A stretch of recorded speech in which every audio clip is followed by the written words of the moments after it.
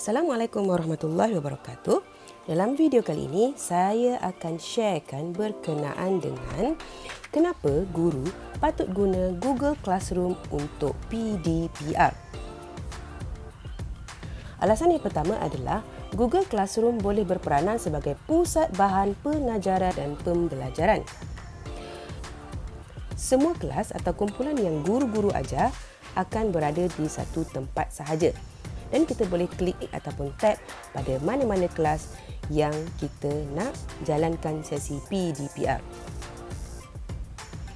Kemudian, bahan-bahan pengajaran dikumpulkan setempat dan ianya tersusun, pelajar boleh tengok bila-bila masa sahaja dan ianya akan kekal di situ sehingga kita nyah aktifkan kelas kita.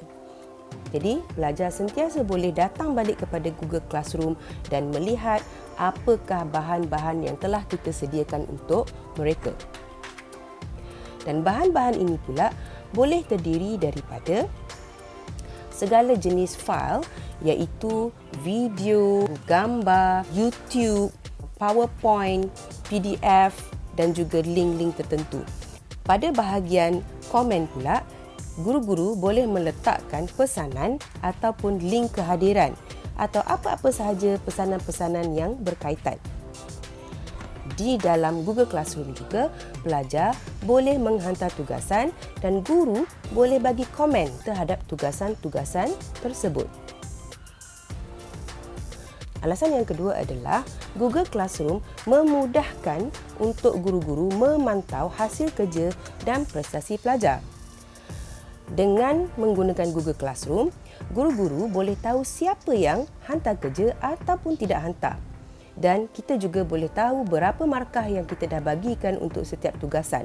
Contoh dalam gambar ini, apabila tugasan itu dilengkapkan oleh pelajar, maka ianya akan bertanda tik. Dan sekiranya pelajar tidak menghantar tugasan, maka ianya akan ditandakan dengan missing. Jadi sebagai guru, mudah untuk kita keep track terhadap hasil kerja dan juga prestasi pelajar. Sekiranya tugasan yang kita beri kepada pelajar itu mempunyai markah, maka kita boleh tetapkan berapa markah yang diberikan terhadap tugasan-tugasan tersebut.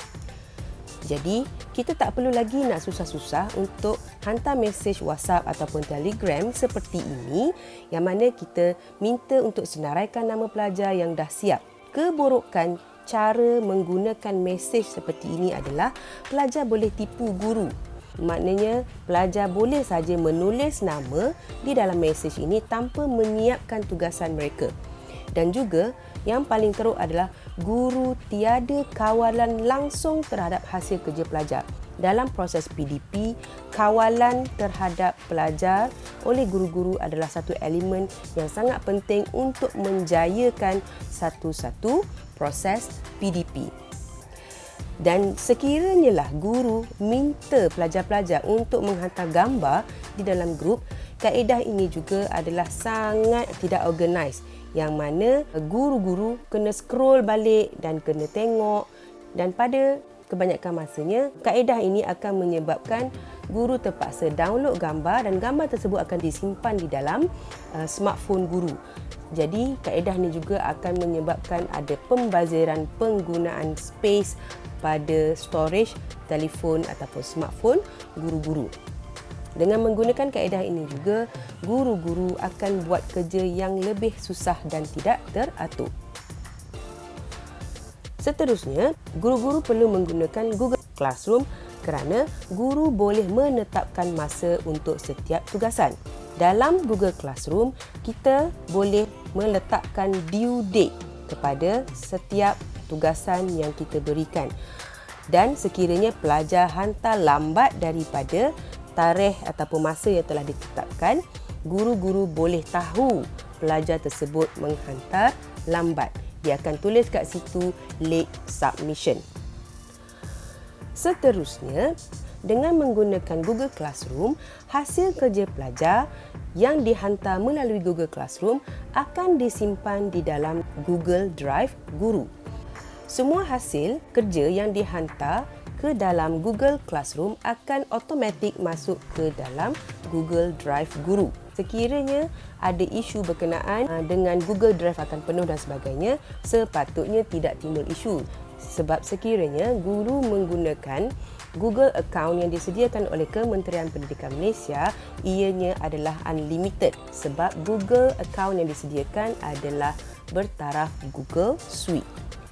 Selain itu, guru juga boleh menggunakan posting sedia ada untuk kelas-kelas yang lain.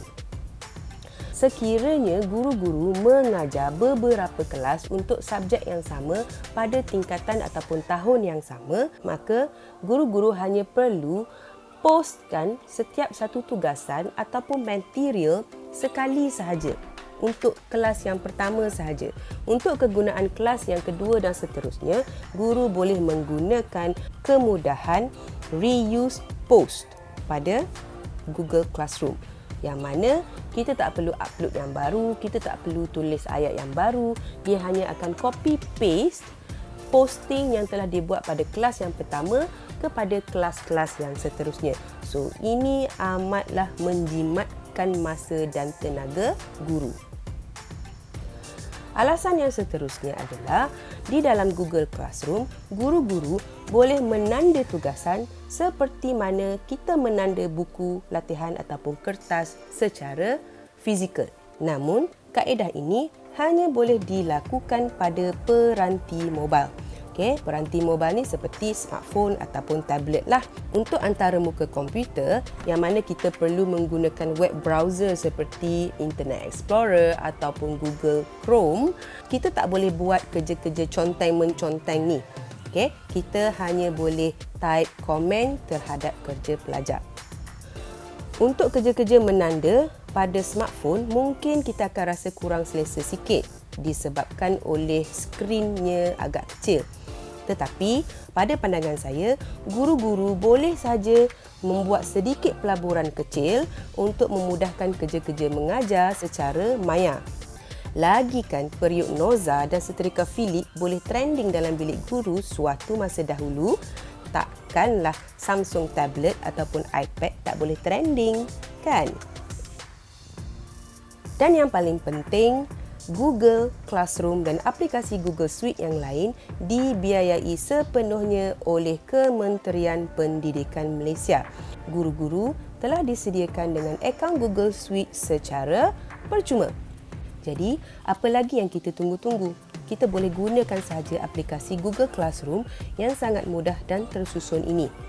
Tugas-tugas kita sebagai guru semasa pandemik ini untuk menjalankan PDPR ataupun ODL telah pun bertambah susah. Jadi, kenapa kita nak susahkan lagi kerja yang dah ada apabila kita dah disediakan platform yang amat mudah dan sangat membantu ini? Sekian untuk kali ini. Terima kasih. Bye-bye.